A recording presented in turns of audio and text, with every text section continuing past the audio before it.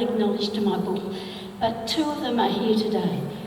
Sue Hetzel and Dr. Mari Tudor. They did not realise how much they helped me, and I want to acknowledge them. Won't be much longer. Are you bored? No! Okay. I'm very honest in my book. I have no time for flowery words. I get straight to the point. So if you're the type that loves profound words, a half a page of describing the sunset, please don't bother. Because I'm just not like that. Kerry O'Regan, who edited my 5th draft, said to me, "Tina, you're so honest. You were honest right down to your bone marrow." Well, I hate bullshit, so I just went for it. I wanted my book to be authentic, so I asked 25 people to contribute to my book. I thought, I won't just tell my story.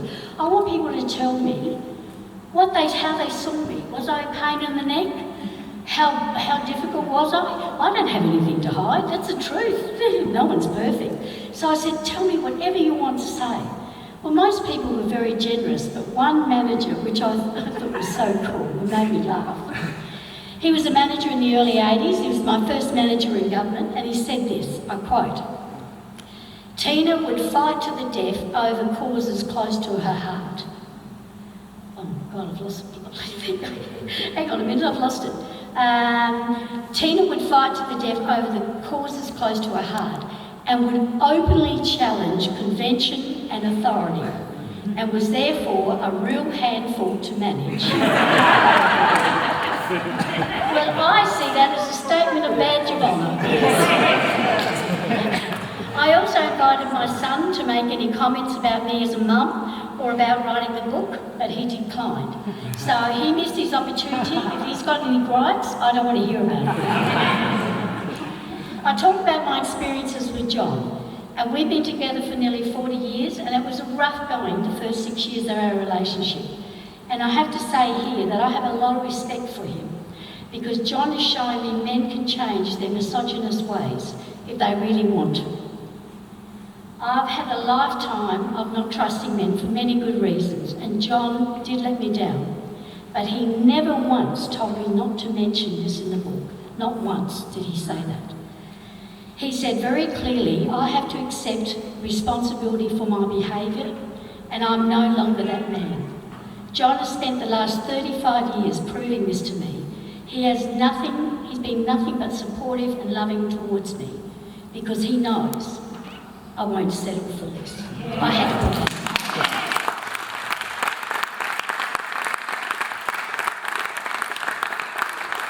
Anyway, I write about our journey, travelling and working all around Australia for 4 years, and John and I absolutely love the remote areas. I worked at the School of Air as a tourist guide in Alice Springs and thought, what the hell am I doing? It was such hard work. So I ended up working at the site board in Alice Springs, and that was challenging, but I loved it, and there's a lot of funny stories about that in the book. Those 4 years were the best time in our lives when we travelled around Australia. There was no responsibility, it was total freedom, and we just kept moving on if we didn't like something. Once we returned to Adelaide, John, at the age of 52, studied social work, and as soon as he's got his degree, we were off back to Darwin because we both loved it. People thought we were mad. I was 66 by then, and said giving up your comfort of your home and everything, but I thought, to hell with it, I want another adventure while I'm still alive and kicking. We love Darwin. It's a place where you have to slow down because it's so hot and humid. Most people are so laid back, some are really out there, and I just love how accepting those people were. It didn't matter how old you were, what you looked like, they didn't care, it was all face value stuff. It was just such a wonderful, unpretentious place, in my view. I loved the weather, I had no arthritic pain, I started riding a bicycle after 40 years. Now we had pythons, we had 3 big pythons hanging in the tree. And you know, when I first came from Adelaide, I thought, oh my God, how am I going to cope with this? Every time I hang out in the washing, there'll be a python hanging down. But you know, I thought, suck it up, Tina. You're going to be living here for 5 years. You better just learn how to handle this. So what would happen is I'd open our balcony door. We're on a balcony, first floor. And there would be a python hanging on the tree over the garage. And he'd be looking at our cat, because he really wanted to swallow our cat. And he'd slither down, and they'd look at me. and I'd say, all right, darling, now go up to the top and go and kill some rats. Go up on the roof. And that's how laid back I became. It was just not a big deal after a while. You know, these big, fat, bloody, and they were big, they were meters long. You know, we'd hang around the tree and just look at you. Anyway, we got used to it. I also got to love crocodiles. I really, really got to love them. I respect them. I think they're so cool.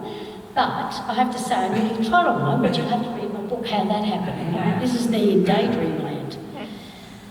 We only left Darwin because of medical services. There was no specialist, and I need an immunologist, and I've got chronic illness, you know, blah, blah, blah. So I had to fly to Adelaide all the time, so that's why we left Darwin. I loved Darwin. I would have died there quite happily, and so would have John, but the medical service, unfortunately, is not okay. But having said that, I'm really glad to come back to Adelaide because I've now reconnected with a lot of friends in my past, so thank you. In the end, I want to say I felt like I've lived a full life. I'm the type of person always looking for adventure and better life, and I think that philosophy has saved me many times. On top of each chapter of my book, you'll see a verse of a song I've written and performed in the past. I've had some pretty awesome proofreaders who corrected many of my errors, and they acknowledged in my book. Thank you, Michelle, John, Sharon, Molly, and Lorraine. I want to thank Tanya for the beautiful forward comment to my book, and John for his kind reflections. Thank you to Trish for editing my first draft ever in 2010, and Kerry for editing my 5th draft. I tell you, this book had about bloody 7 drafts. I want to thank my friends who have helped me with the launch today, and John's mentioned that I want to mention them again. Tanya, Michelle, Sharon, Russell, Peter, and Daniel, who's doing the video, and Millie for being COVID Marshal, and Tanya for being a backup COVID Marshal if we needed it. A special thank you to Sharon Williams, who's been a rock for me organising this launch and contributed to the food. And you know, she's so lovely, she puts everything out so nice.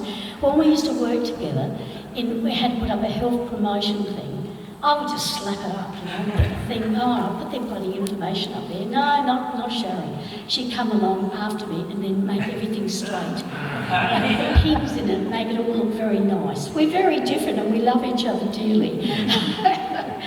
I also, lastly, would like to thank the 25 people who contributed to my book.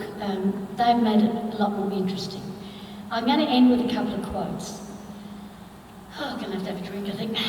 May you have enough happiness to make you sweet, enough trials to make you strong, enough sorrow to keep you human, and enough hope to make you happy. I got that in a retreat I went to in 2004. And the last one was sent to me as a bit of a joke. I had the right to remain silent, but being a Dutch person, I don't have the ability.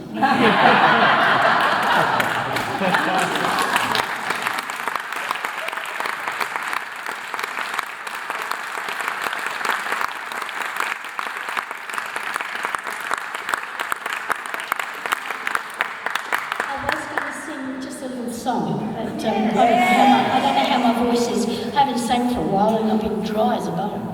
Give me a second. If it sounded crappy, well, I'm sorry, just suck it up.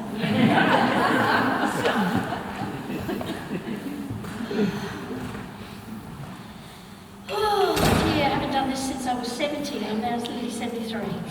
No.